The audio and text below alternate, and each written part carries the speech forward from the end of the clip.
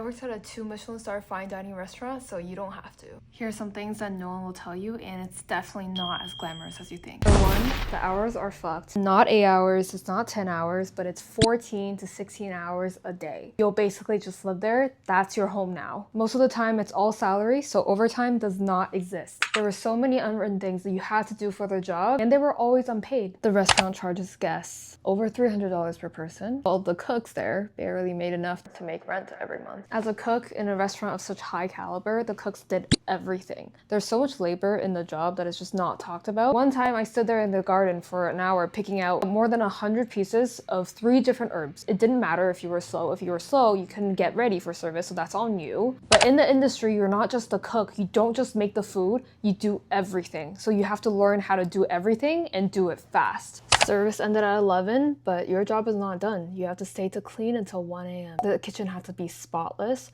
From every corner to every crevice to every little nook and cranny in the kitchen had to be cleaned. And there were a lot of nights where we didn't have a dishwasher, so that was also a cook's job. A high-achieving environment like this definitely pushes you to your limits, and it's exactly what it did to me. And if you thought this was bad, in part 2, I'll talk about the kitchen culture, and that's where it gets real intense. Follow me if you like this video.